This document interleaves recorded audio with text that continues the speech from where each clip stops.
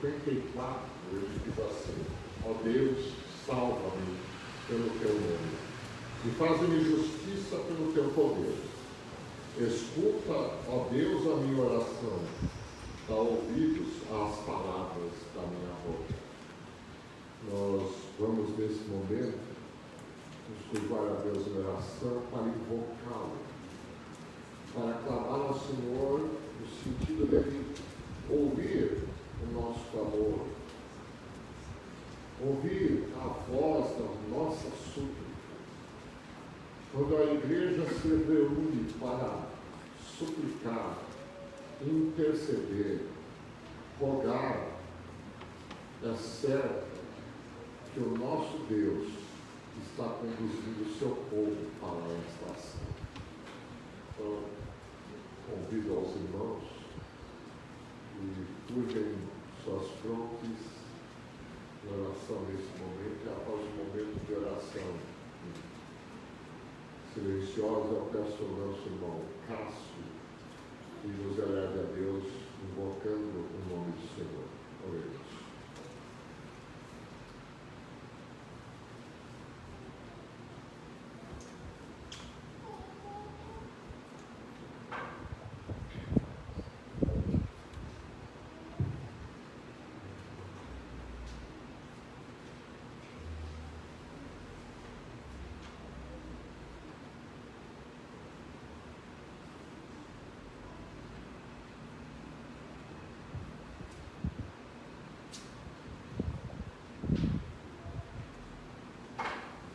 Senhor, no nome do Filho amado Jesus Cristo, que nós invocamos a Ti, como a Tua palavra fala, que quando fizeres fazer em nome do Senhor, dando por Ele graças a Deus, Pai.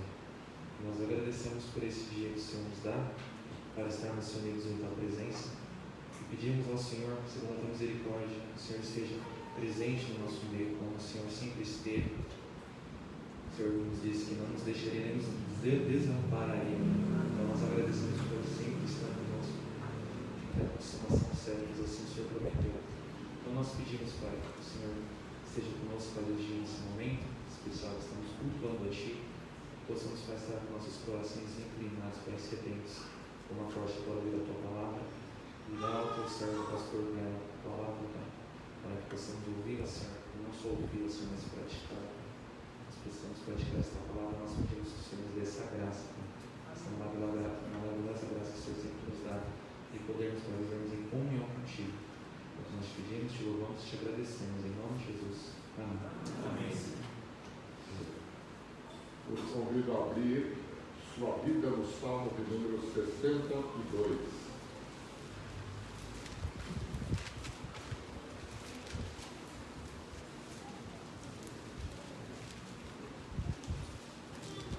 Passamos a leitura de forma responsiva. Salmo de número 62, leitura de forma responsiva. Ao mestre de canto, segundo a melodia de Jedutum de Davi. Somente em Deus, ó minha alma, espera silenciosa. Dele vem a minha salvação. Só Ele é a minha rocha e a minha salvação, e o meu alto refúgio. Não serei muito abalado. Até quando acometereis vós a um homem, todos vós para o derribardes, como se fosse uma parede tendida com um muro prestes a cair? Só pensam em derrubá-lo da sua dignidade. Na mentira se comprazem, de boca bendizem, porém no interior maldizem. Somente em Deus, ó minha alma, espera silenciosa, porque dele vem a minha esperança. Só Ele é a minha rocha e a minha salvação, e o meu alto refúgio. Não serei jamais abalado. De Deus dependem a minha salvação e a minha glória. Estão em Deus a minha forte rocha e o meu refúgio. Confiai nele ao povo em todo tempo. Derramai perante ele o vosso coração. Deus é o nosso refúgio. Somente vaidade são os homens plebeus, falsidade os de fina estirpe. Pesados em balança, eles juntos são mais leves do que a vaidade. Não confieis naquilo que extorquis, nem vos glorieis na rapina. Se as vossas riquezas prosperam, não ponhais nelas o coração. Uma vez falou Deus e 2 vezes ouvi isto, que o poder pertence a Deus. E a ti, Senhor, pertence a graça, pois a cada um retribui segundo as suas obras. Amém. Não confieis naquilo que extorquis, nem vos vanglorieis na rapina. Se as vossas riquezas prosperam, não ponhais nelas o coração. Louvemos ao Senhor, convido 225.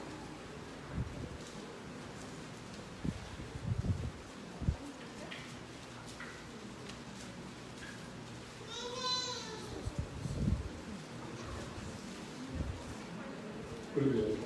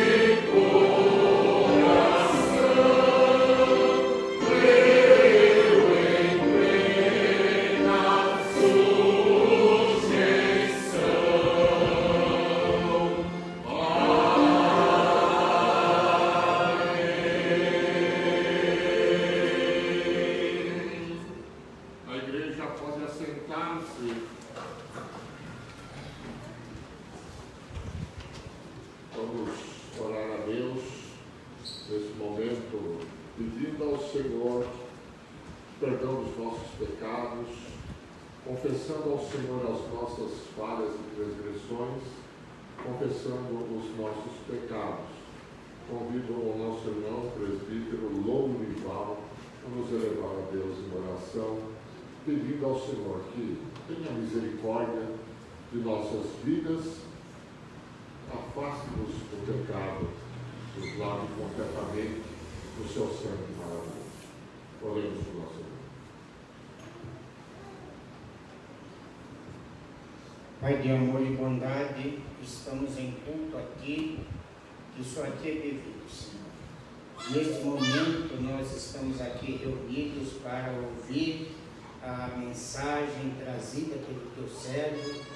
E, ó Deus, sabemos que essa mensagem, ela vai nos tocar profundamente, porque nós carecemos, ó Deus, dos teus ensinamentos, carecemos, ó Deus, das tuas santas misericórdias, e que pedimos, ó Deus, que nos atenda nesse instante onde estamos suplicando, pedindo perdão pelos nossos pecados, e aqui, ó Deus, a tua igreja reunida, que as tuas misericórdias sejam derramadas sobre elas, sobre as famílias aqui representadas, e queremos também, Senhor, te pedir para que o teu servo possa trazer uma mensagem que nos toque profundamente.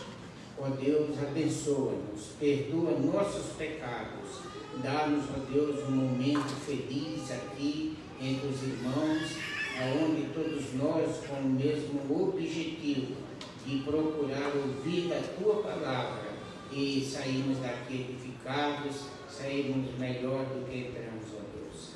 Dá-nos o entendimento da palavra e perdoa os nossos pecados, em nome de Jesus. Amém. Amém. Convido novamente aos irmãos para abrir a sua Bíblia agora na primeira epístola que Paulo escreveu ao nosso irmão Timóteo.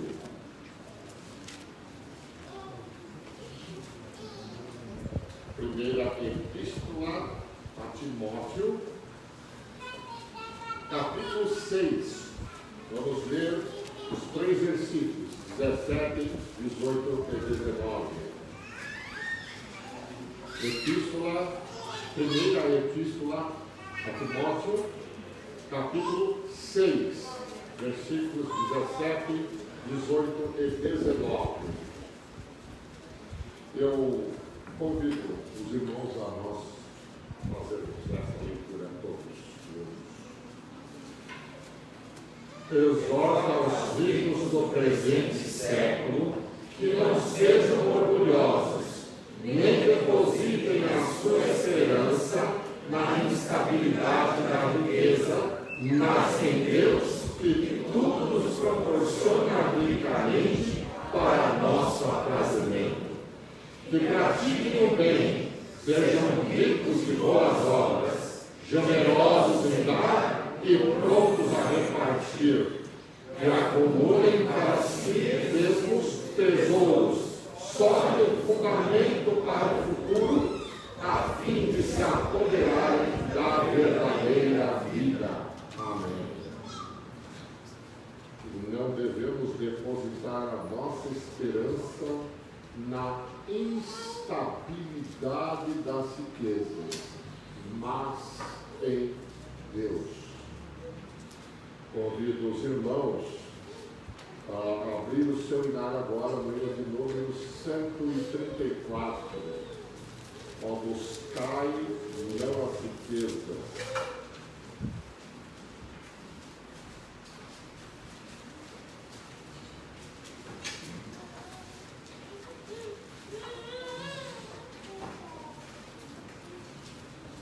Buscai não as riquezas deste mundo de incertezas, as do céu não têm tristezas. Ó, buscai-as, sim, buscai.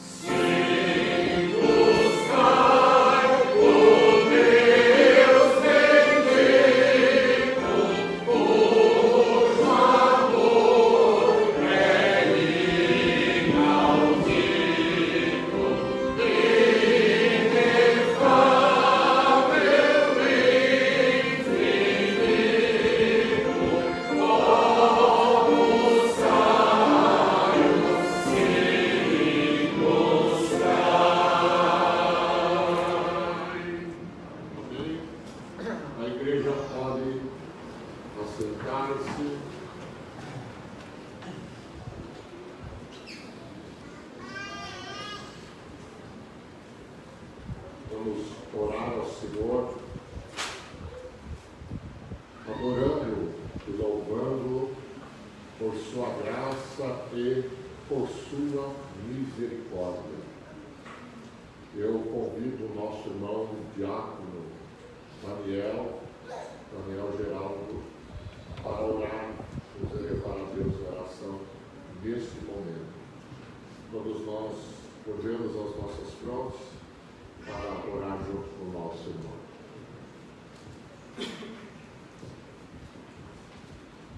Santo e eterno Deus, como é bom estarmos na tua casa, casa de oração, para colocarmos diante do Senhor, diante do seu trono de graça, toda a nossa adoração, Pai. Santo Deus, nós somos gratos porque fomos lavados pelo sangue do Cordeiro e porque fomos separados, Senhor, para viver, Senhor, as maravilhas que o Senhor tem, Pai, para as nossas vidas, Pai. Maravilha de salvação, maravilha de misericórdia, Pai. Santo Deus, tu olhas para nós, Senhor, miseráveis que somos, Pai, com amor, Pai. Nós somos gratos ao Senhor por este amor tão grande, Senhor, amor imensurável, Pai. Glorificado seja o teu nome. Todo louvor e toda honra, toda glória seja dada a Ti, Pai, porque Tu és o nosso Deus, é o mesmo Deus, Senhor, da antiguidade, que livrou o seu povo, Senhor, dos egípcios, Senhor, que fez Josué atravessar o rio, Senhor, com o seu povo, que livrou inúmeras vezes da vida e da morte, Pai, e que hoje nos livra também, Pai. Glorificado seja o seu nome, porque temos o Senhor, confiamos, temos um Pai onde podemos segurar as nossas mãos e descansar, Pai. Sabemos que é difícil, muitas vezes as lutas, as batalhas, mas graças a Deus porque o Senhor vai à nossa frente, Pai, e o Senhor cuida de nós. Glorificado seja o Teu nome, meu Deus. Eu não tenho palavras para expressar, Senhor, tudo que nós sentimos, Senhor, pela Tua pessoa, Deus divino, Deus maravilhoso, Pai. Senhor, que este culto, Senhor, seja recebido por Ti, no seu trono, Pai, porque é com todo o nosso coração que damos a Ti, Senhor. Obrigado, Senhor, porque Tu és o nosso Deus. Fica conosco, Senhor, e perdoa os nossos pecados, porque eu Te peço no nome santo do Senhor Jesus. Amém. Antes de entregar a palavra ao pastor, queremos saudar e agradecer a visita de Cleve e Adriane, que estão com a mãe e o filho, né? Com os irmãos que estão aqui na frente. Que Deus muito abençoe suas vidas, Deus os guarde, sustente, encaminhe em toda a verdade da palavra de Cristo nosso Senhor. Nós agradecemos a visita e pedimos que, quando puderem e quiserem, venham estar conosco novamente para ouvirmos a palavra de Deus e cultuarmos ao Senhor. Deus os abençoe. Meus amados irmãos, agora vamos para o momento mais importante, o momento do culto. Ele tem um ápice, ele tem um ponto, que é quando a palavra de Cristo, o Evangelho é pregado. A Bíblia diz que a fé vem pelo ouvir, e ouvir segundo a palavra de Cristo. Que Deus abençoe a todos nós nesta meditação, pelo poder que o seu Espírito Santo nos concede. Deus abençoe.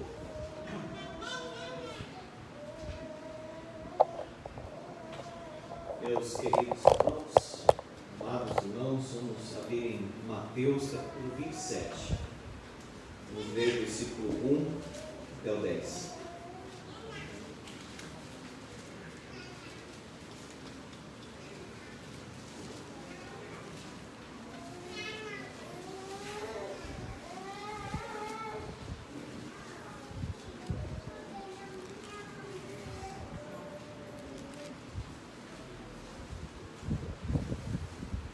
Mateus, capítulo 27, versículo 1 a 10.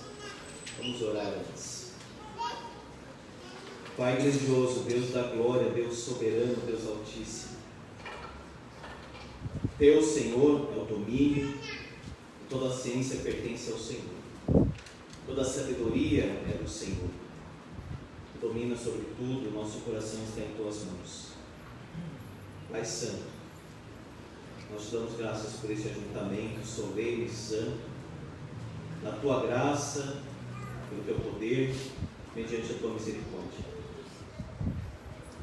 Rogamos que o Senhor mesmo livre o nosso coração dos medos, das perturbações, das inclinações da carne, e eleve o nosso espírito, inflame o nosso espírito pelo teu Espírito, Senhor. Abençoa, Deus grandioso, as nossas vidas. Abençoa a nossa igreja. Concede-nos, Pai, a tua graça nesse momento de pregação, a pregação da tua palavra.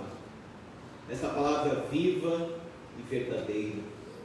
Dá-nos, Senhor, olhos espirituais, discernimento espiritual para uma vida verdadeiramente espiritual com o Senhor. Convence-nos do pecado, da justiça, do juízo. Abre, Senhor, os nossos olhos, como o Senhor mesmo abriu os olhos dos teus discípulos, e concede-nos a tua graça. Fala, Senhor, que os teus servos ouvem, em nome de Jesus. Amém. Mateus, capítulo 27, versículo 1. Ao romper o dia, todos os principais sacerdotes e os anciãos do povo entraram em conselho contra Jesus para o matarem, e amarrando-o, levaram-o e o entregaram ao governador Pilatos. Então Judas, o que traiu, vendo que Jesus fora condenado, tocado de remorso, devolveu as 30 moedas de prata aos principais sacerdotes e aos anciãos, dizendo: pequei, traindo sangue inocente. Eles, porém, responderam: que nos importa? Isso é contigo. Então Judas, atirando para o santuário as moedas de prata, retirou-se e foi enforcar-se. E os principais sacerdotes, tomando as moedas, disseram: não é lícito deitá-las no cofre das ofertas, porque é preço de sangue. E tendo deliberado, compraram com elas o campo do oleiro para cemitério de forasteiros. Por isso aquele campo tem sido chamado até o dia de hoje campo de sangue. Então se cumpriu o que foi dito por intermédio do profeta Jeremias. Tomaram as 30 moedas de prata, preço em que foi estimado aquele a quem alguns dos filhos de Israel avaliaram, e as deram pelo campo do oleiro, assim como me ordenou o Senhor. Irmãos, nós temos aqui um coração dominado pelo pecado, o coração de Judas. Nesse contexto em que Jesus está enfrentando o tribunal dos judeus, que é o Sinédrio, que também era para julgamento, e o tribunal de Roma, há um interlúdio, por assim dizer, falando aqui sobre Judas. Nós vimos então que Jesus, ele está no cenáculo, ensina aos seus discípulos, lava os pés, ensina sobre o Consolador, faz aquela oração de João capítulo 17, depois vai até o jardim do Getsemane, ora com muita profundidade, com muita intensidade, e ali no jardim nós temos uma grande turba, umas centenas ali de pessoas, e soldados romanos, inclusive, da guarda chamada da Fortaleza Antônia, atrás ali de Jerusalém, como que para pegar um malfeitor, tochas, espadas, porretes, como diz aqui o texto. Mas Jesus se entrega voluntariamente, seus discípulos o abandonam, porque ele mesmo quis preservar os seus discípulos, como nós vimos já anteriormente. Jesus primeiro é levado para a presença de Anás, diz João. Depois Caifás. Aí sim para Pilatos. Você observa aí, ao romper o dia, de manhãzinha, às 9 horas, ele foi entregue para ser crucificado. Então aqui deve ser 5, 6 da manhã. Jesus já está exausto, porque já sofreu golpes, já apanhou, já foi machucado perante Anás e Caifás. Uma noite sem dormir, ele ficou preso, e eles aguardaram aí o romper do dia para levarem Jesus até Pôncio Pilatos. Jesus então vai para Anás, depois Caifás, aguarda um momento, algumas poucas horas, e aí vão até Pilatos, que era governador da parte de Cesareia, mas estava em Jerusalém por causa das festas. Pilatos envia Jesus para Herodes. Pilatos era muito bruto, tanto que ele vai perder o cargo por causa disso. Depois, Herodes era um sujeito assim sem princípios, um zombador, e ele apenas queria ver alguma coisa ali do Senhor Jesus Cristo. Devolve para Pilatos, mas agora com um manto, para zombar dele, porque Jesus nem responde nada para Herodes, e aí volta para Pilatos então. Jesus está dentro dessa dinâmica de julgamento. Alguns líderes judeus nessa época aqui poderiam julgar alguém, matar alguém através do apedrejamento, como foi o caso de Estevão, em Atos capítulo 7. Contudo, a crucificação era uma prerrogativa romana. Então, por isso que eles se colocam diante de Pilatos. Eles mesmos não poderiam matar Jesus, eles estão debaixo do jugo de Roma. E aí nós temos então, dentro desse contexto, dessa cena, Judas. Ele compõe a narrativa aqui. Cristo então segue para o sacrifício, Pedro segue para o arrependimento, diz aí o final do versículo 77, 75 do capítulo anterior. Saindo dali, chorou amargamente.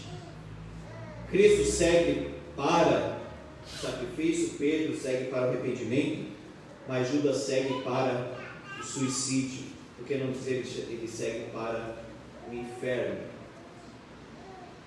O coração dele dominado pelo pecado.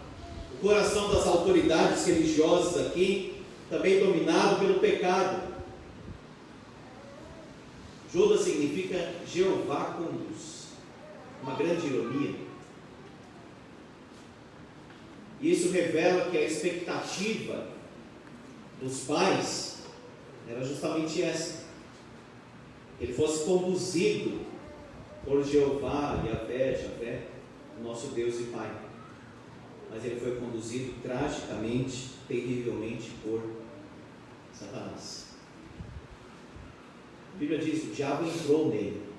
Ele já era filho do diabo, ele já era filho da perdição, e ficou completamente possuído para fazer a vontade do diabo, conduzido por Satanás.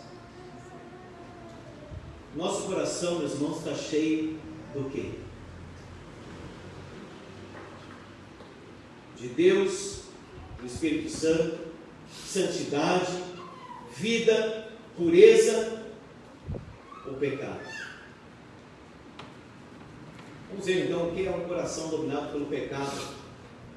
O coração dominado pelo pecado está inteiramente disposto a praticar o mal.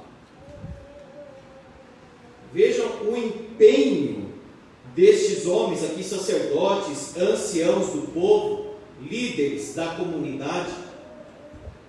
Foram até o jardim buscar Jesus, julgaram, pagaram testemunhas, pagaram Judas, passaram a madrugada, e isso tornava o julgamento ilícito, o horário.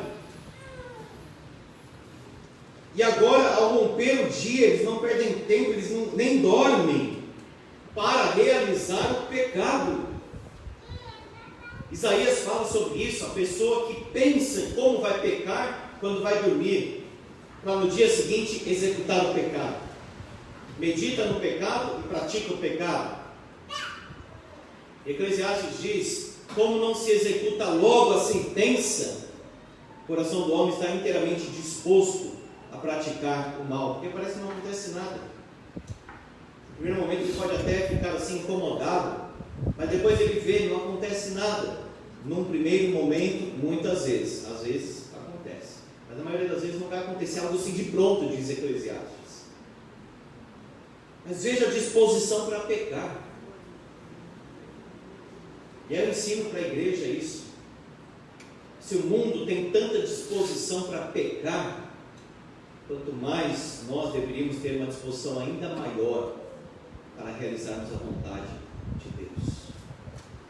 Não é constrangedor quando alguém se empenha tanto, mas para fazer alguma coisa em termos de pecado, de carnalidade, de mundanismo? E a nossa disposição então vai ser menor para as coisas de Deus, para a vida do reino. Eu lembro quando eu tocava na banda, antes de realmente entregar a minha vida ao Senhor Jesus Cristo, nós ensaiávamos lá 10 horas. E no dia seguinte ensaiava também, meus dedos até sangravam às vezes. Estava lá, tocando, aquele vício terrível, aquela idolatria. Mas olha a disposição. E para as coisas de Deus será menos. Se a disposição que nós encontramos aqui é tanta para fazer a própria vontade, a nossa deveria ser muito maior para realizarmos a vontade de Deus.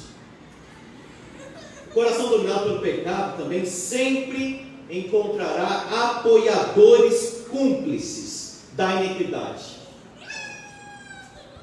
Vai você chamar alguém para orar, vai encontrar poucos durante a semana. Vai convidar alguém para ler a Bíblia, estudar a Bíblia com você, encontra poucos.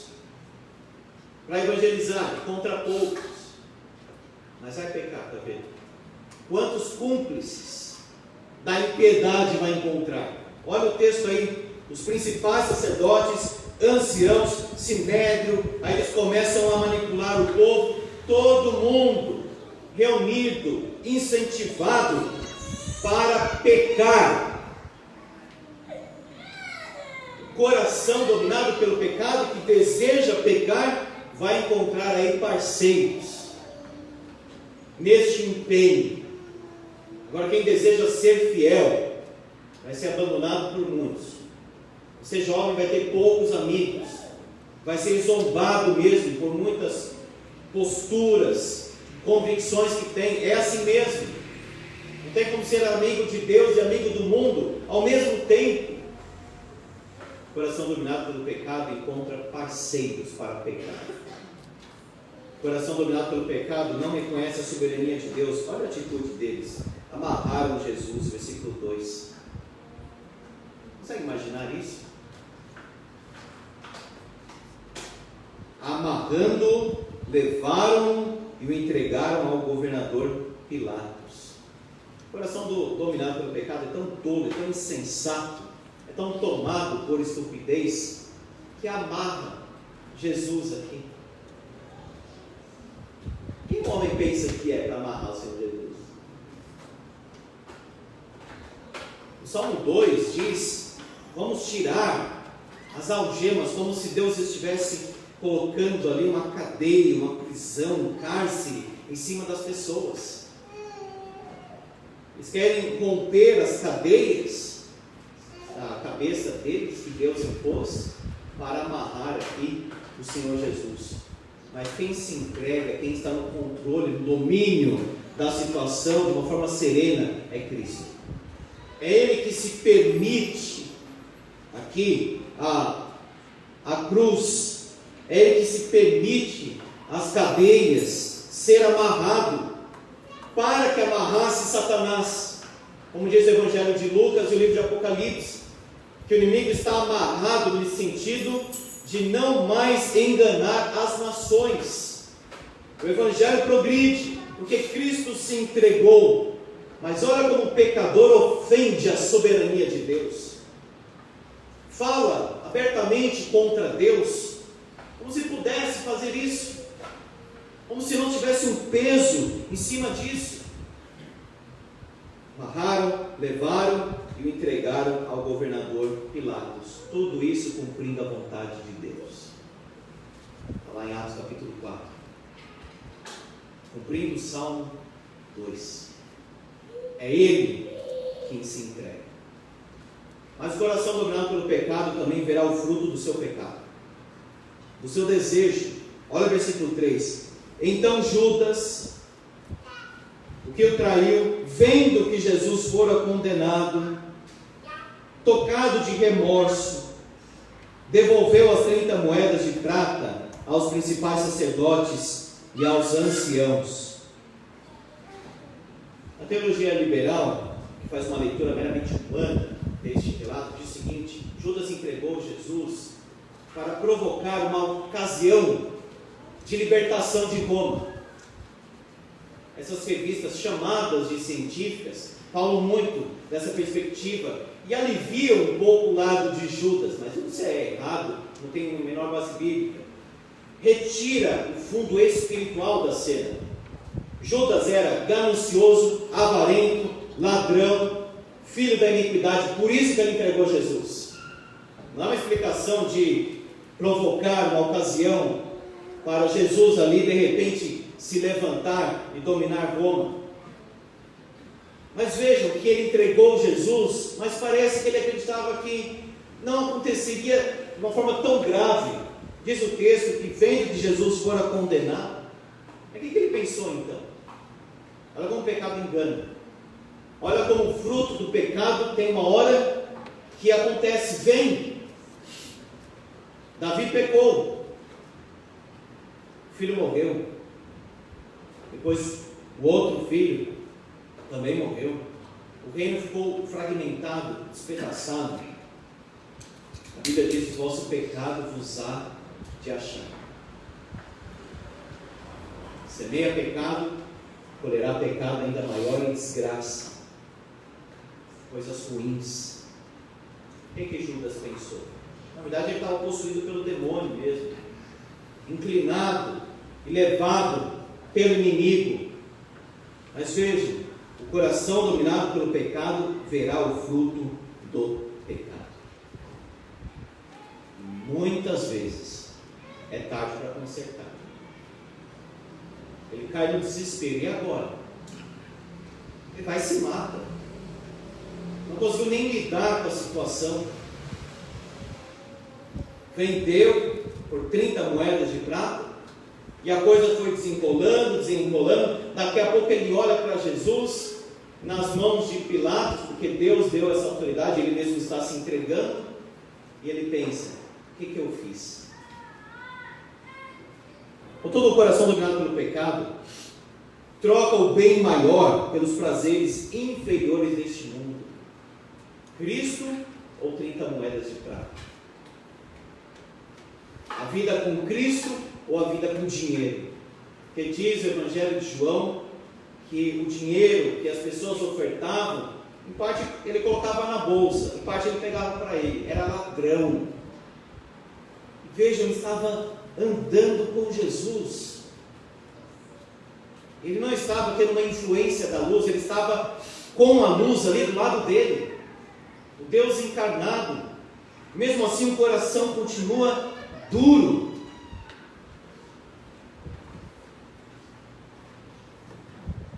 A palavra, o efeito da santidade do Senhor Jesus ou amolece o coração e quebranta o coração, ou endurece também.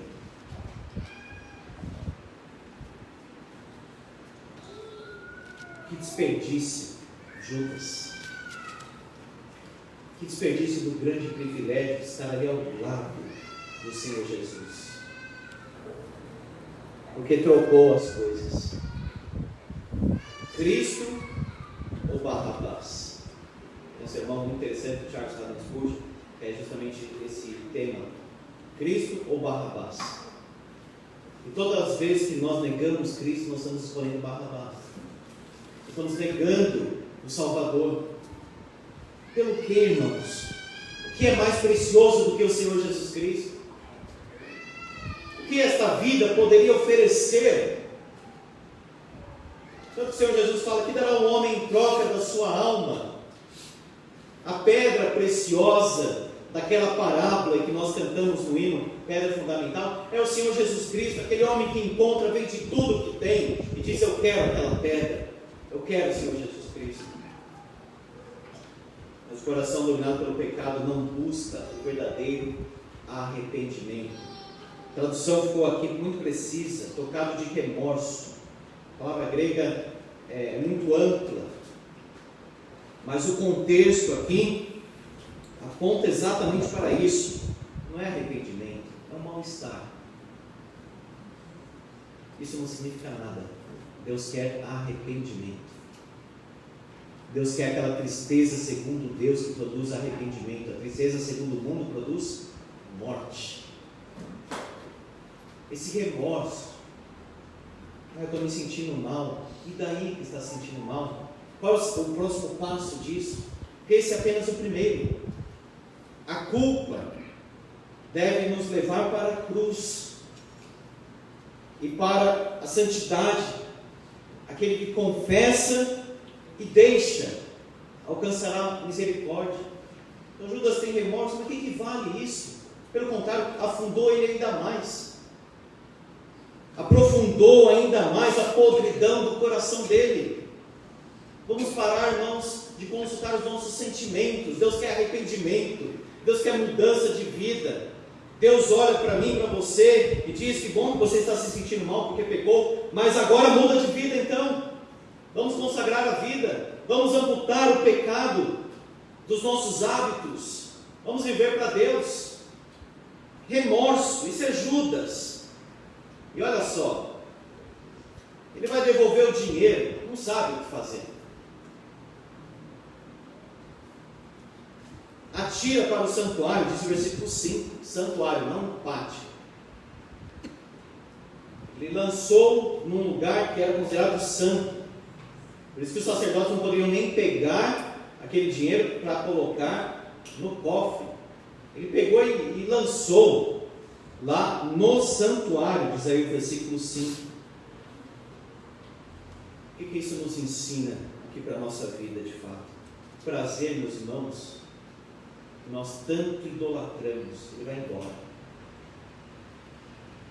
A pessoa que usa droga, ela começa a odiar a droga que ela usa, porque aquilo está matando ela. Qualquer pecado é assim. O prazer vai embora e se torna um foco de rejeição. Veja, ele traiu Jesus por 30 moedas de prata e agora ele passa a olhar aquelas 30 moedas de prata com rejeição, com ódio, e lança fora. O pecado que dá o prazer é o mesmo pecado que mata.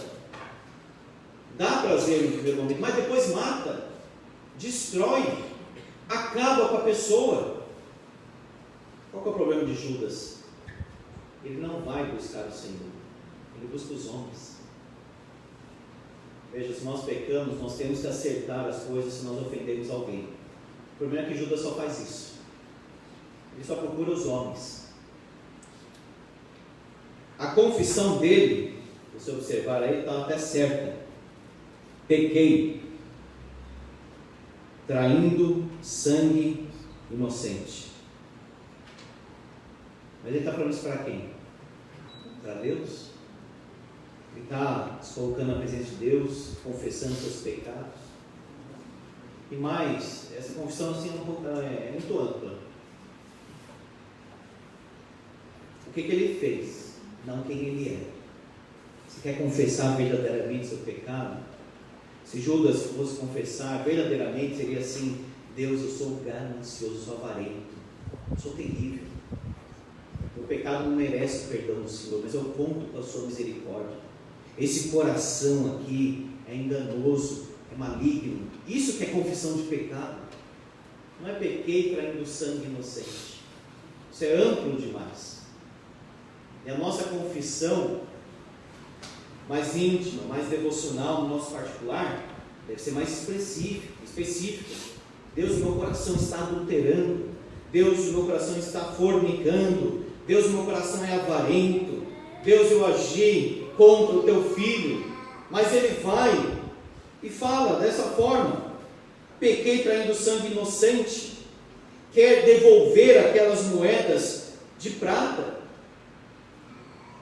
Quer falar com os homens, não com Deus. O coração deve se rasgar na presença do Senhor. E a confissão deve ser exatamente como aquela de Davi no Salmo 51, em que ele dá nome para os seus pecados. Diz: Deus, eu fiz isso,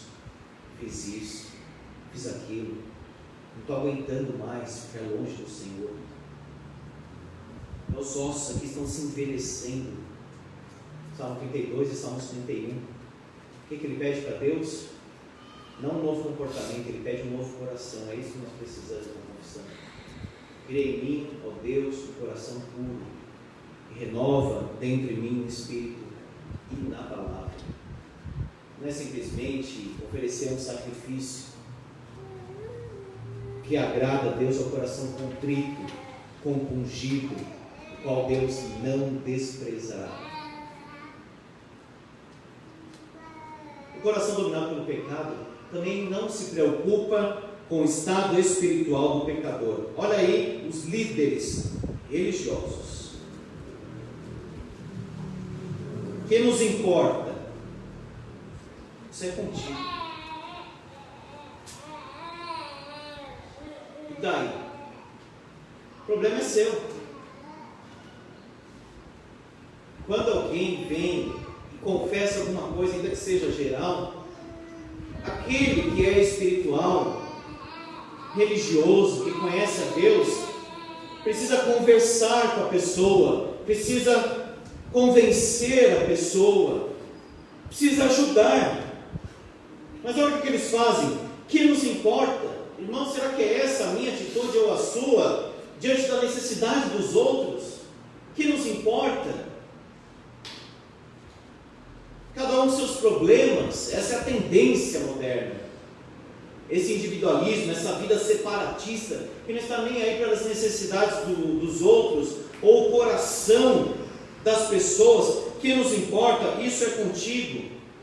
Mas para entregar Jesus, aí sim, eles entraram em acordo. E eles têm culpa sim. Mateus 26:15. Que me quereis dar, eu vou lhe entregarei. Pagaram-lhe 30 moedas de prata. Então não era só com Judas o problema era deles também. O coração não se preocupa com o estado espiritual do pecador. Esta semana, se você observar alguém que não está bem, está clamando por ajuda, pelo amor do Senhor Jesus Cristo, não fale como esses homens. E daí, o que nos importa? Isso é contigo. Cada um com seus problemas.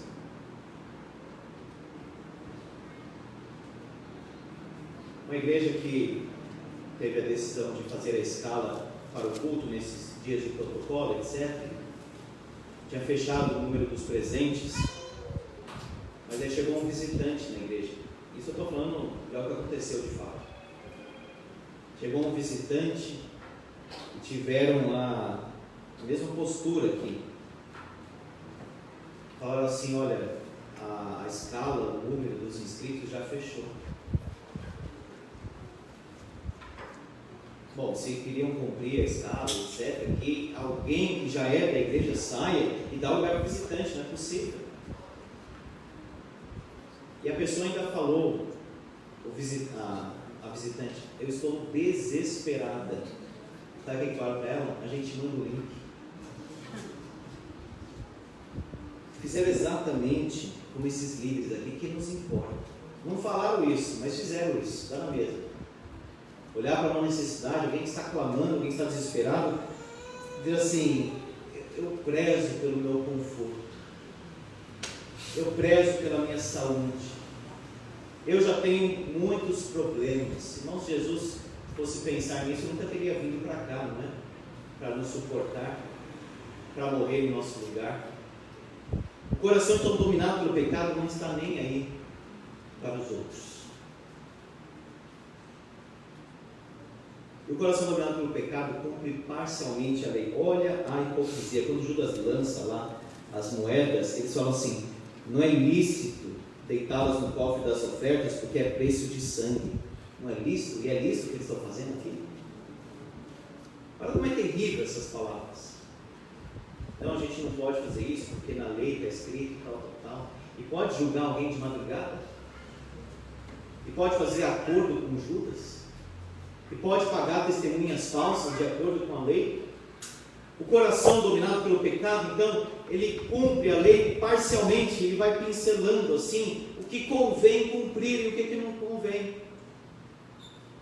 Não tem o coração disposto à vontade de Deus completa, cumpre parcialmente a lei, é insensível ao poder de Deus. Veja, eles estão amarrando Jesus, mas o que Jesus fez antes? Ressuscitou Lázaro, e os judeus sabiam que ele tinha feito isso. Estava lá, o morto ressurreto diante de todos.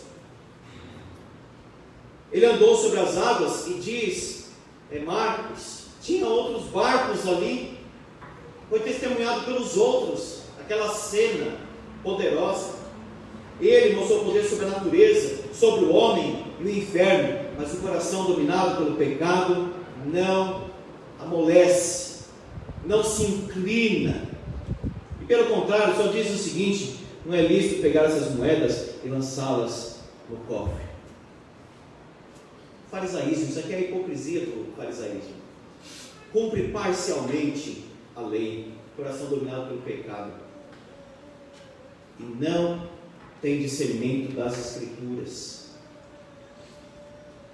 Eles pegaram aquelas moedas, Judas foi se enforcar, e logo em breve nós vamos ver o que aconteceu com ele.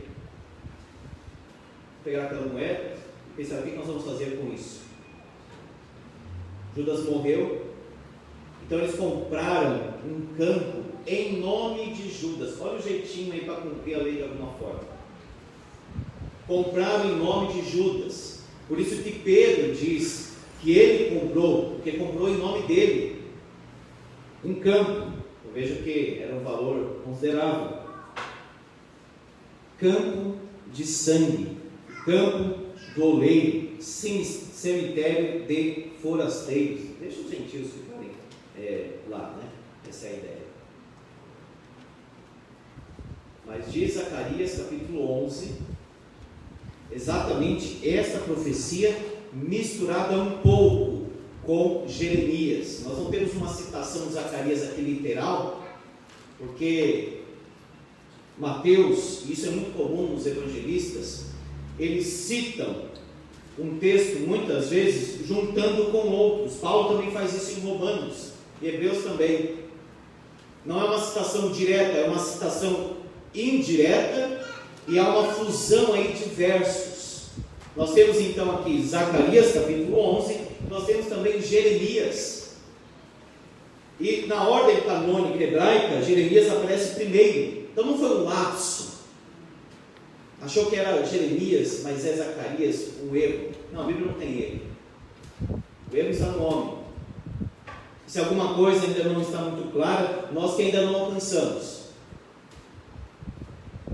há uma fusão aqui, Zacarias e Jeremias. E como Jeremias era o primeiro dos escritos pós-exílicos, então normalmente ele era citado porque tinha um conjunto ali dos profetas.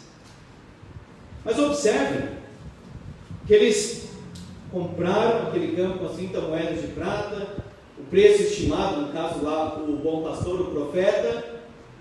Eles cumpriram exatamente, nem perceberam isso, que o coração dominado pelo pecado não tem o discernimento do cumprimento das Escrituras, não tem olhos para ver, não tem ouvidos para ouvir, não tem coração de carne, tem coração de pedra. Coração dominado pelo pecado não deve participar dos bens espirituais. No momento da Santa Ceia, Jesus Cristo tirou Judas do local. Tem que fazer, faça depressa. Mas tem um sentido por trás disso aí também, é o seguinte: saio daqui, eu vou celebrar a ceia com os meus verdadeiros discípulos. Quem tem coração dominado pelo pecado não participa e não deve participar dos bens espirituais que são santos. Antes da ceia, Jesus mandou Judas sair. Aquilo não era para ele. Aquilo não era para o coração dele dominado pelo pecado. O coração, por fim, dominado pelo pecado, entrará em colapso. O salário do pecado é a morte. O fim dessa estrada é morte. Culpa, angústia, desespero e morte. Aquele puritano do passado, Matthew Henry, escreveu o seguinte: Judas tinha um inferno dentro dele e foi para o inferno que estava diante dele agora. Ele já estava no inferno que havia criado para si mesmo. O pecado traz culpa, e o pecado de Judas trouxe sobre ele uma infâmia insuportável. Ou seja, o que caiu sobre ele foi tão insuportável, e Satanás o atormentou, que ele foi se matar. É melhor morrer do que viver nesse estado. Esse é o fim do pecado. Angústia, culpa, dor, morte, desespero. E diz Atos 1,18 que as suas entranhas se derramaram, uma coisa terrível de se imaginar. Como conciliar então as duas coisas? Neste campo ele se enforcou, mas caindo, e até hoje há uma possibilidade, dado um campo em Israel, realmente umas pedras enormes e pontudas. Se alguém cair, realmente aquelas pedras pontudas atravessam a pessoa, as suas entranhas se derramaram. Olha o fim deste homem. Tem um livro muito bom do John MacArthur, que chama 12 Homens Comuns, um dos capítulos lá é sobre Judas. Ele fala o seguinte: Judas foi uma figura tão trágica que nem sequer conseguiu se matar da forma como queria, foi se enforcar e caiu provavelmente. Ainda assim ele morreu. Suas entranhas se derramaram. A última palavra sobre ele é essa: olha o fim do pecado, o fim de uma vida ao lado de Jesus, mas longe dele. Estava perto, mas o coração estava muito longe. Jesus Cristo disse: melhor lhe fora não haver nascido. Por que ele traiu? Porque ele era avarento, diz a Bíblia. E muito provavelmente ele tinha uma expectativa. Judas Iscariotes é uma palavra que Ish no hebraico é homem e Quiriote é uma região. Então parece que ele era homem de Quiriote, o filho de Quiriote, era uma região fora da Galileia. Ou seja, é um pouco diferente assim, dos outros, digamos. Você nunca vê Judas falar nada, ele não aparece em nada. De repente ele vem com um ato assim, de piedade, aspas, e diz: por que esse desperdício? Poderia ser dado aos pobres. Ele aparece aí, essa palavra motivada por um coração ganancioso. Toma cuidado com as palavras. Não acredite em tudo que as pessoas falam. Ainda mais quando vem com esse discurso de ajudar os pobres. Mas o que está por trás daquilo? Muitas vezes é roubar, é corrupção. Não está pensando em pobre.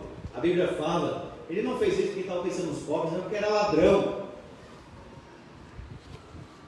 Então parece que ele ficou um tanto desiludido com o Senhor Jesus. Foi, seguiu, mas Jesus não se levanta contra Roma. Jesus entra em Roma montado num jumentinho, e ele ama os estrangeiros. Parece assim, alguém que vai se decepcionando com o Senhor Jesus. Os irmãos, nós temos que servir o Senhor Jesus tal como Ele é, não como nós imaginamos. Deus é Deus. E Deus não é de acordo com o que nós pensamos, ou como se fosse alguém que nós vamos manipular como se fosse uma massa. Deus é Deus eternamente. Precisa ler a Bíblia para saber quem Ele é e o que Ele faz, sem se intrometer com comentários. Não, Ele é e faz isto. Deus é Deus. Salmo 41 e Salmo 55 fala da experiência dolorosa do Senhor Jesus Cristo na traição de Judas. Só quem realmente foi traído, seja pelo cônjuge ou um amigo, sabe a dor que é. Não é fácil. E o Salvador conhece essa experiência. Quando você fala sobre isso com Ele, Ele sabe o que você está falando, não por intelectualidade, mas por experiência. Ele conhece cada dor. Tudo que nós passamos em termos de angústia, Jesus sabe por experiência o que nós estamos falando, diz Hebreus. Por isso Ele se compadece de nós. Mas até Judas, esse sujeito maligno, está cumprindo a vontade de Deus. Porque Deus é tão sábio que Ele tem poder para conjugar as duas coisas. Judas quer, é responsável e será condenado por isso. Ao mesmo tempo Ele vai cumprindo a vontade do Senhor. Os irmãos José quiseram o mal, e na mesma ação Deus quis e fez o bem. É a maravilhosa doutrina da responsabilidade humana e a soberania de Deus, que é impossível de entender exatamente como as duas coisas podem caminhar juntas, mas Deus sabe e que faz como faz, e tudo se cumpre para o seu propósito soberano, até as ações dos ímpios.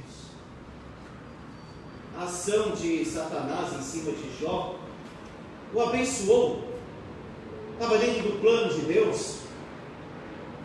Até Judas, para que se cumpra as Escrituras, diz Lucas 22. Nós temos aqui um sinédrio religioso totalmente corrompido, uma religião em decadência, depravada, infiel.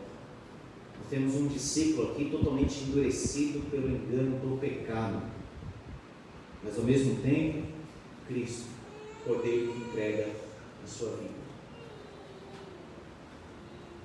A Bíblia não foi escrita com essas divisões, então nós temos que ler assim um fluxo. Pedro sai e chora amargamente, ele se arrepende, ele volta para Deus, Deus perdoa, Deus restaura.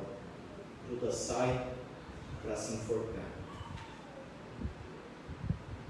Nós temos aí diante de nós essas duas portas, esses dois caminhos: a vida e a morte.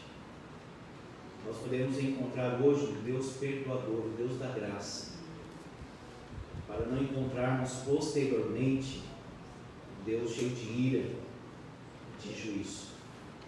Como diz o hino, meu amigo, hoje tu tens a escolha: vida ou morte, qual vais aceitar?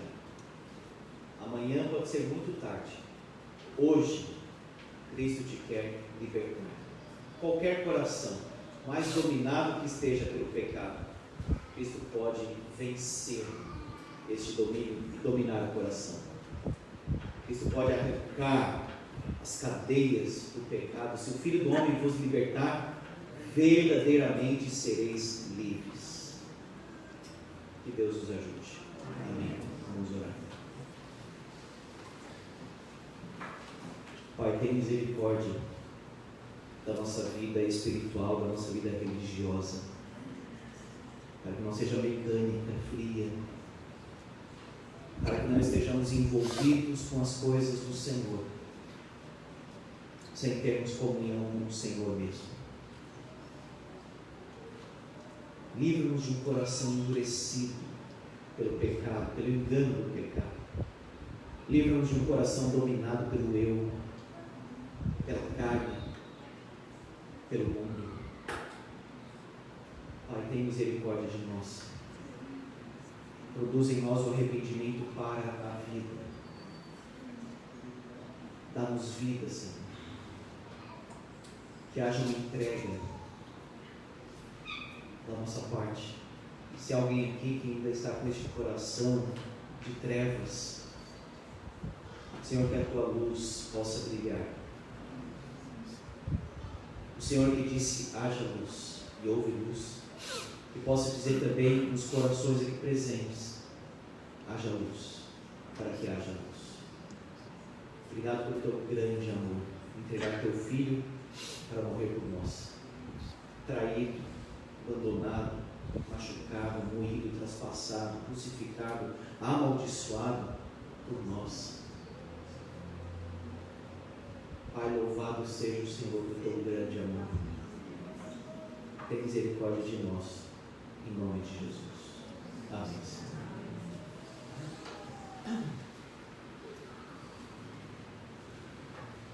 Vamos cantar, meus irmãos, este hino, a última hora, 213. Sons e instrumentos, ficaremos em pé.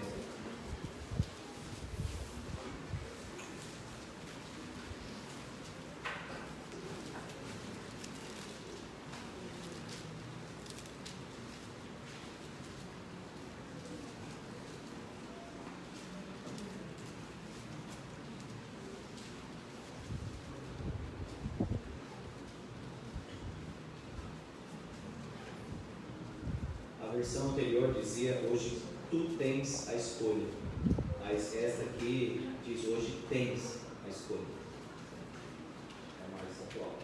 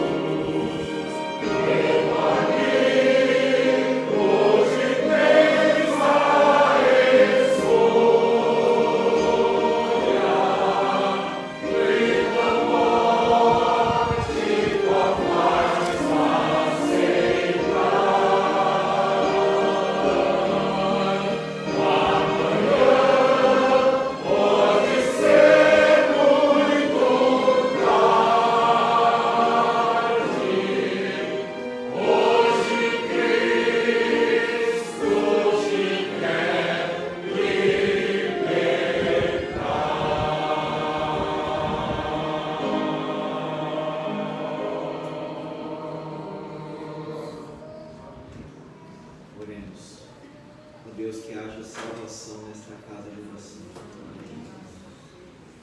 Aquele que foi tocado pelo Teu Espírito, realmente entregue a sua vida ao Senhor Jesus. E aquele que ainda está vacilando, aquele que ainda tem dúvidas, ó Deus, convence para que realmente entregue a sua vida para o Salvador. Em nome de Jesus. Amém. Amados irmãos, que a graça do nosso bendito Senhor e Salvador Jesus Cristo, o amor de Deus, o nosso Pai Celestial, a comunhão e o consolo do Santo Espírito do Senhor, repousem sobre nós, seus filhos, hoje e para sempre. Amém.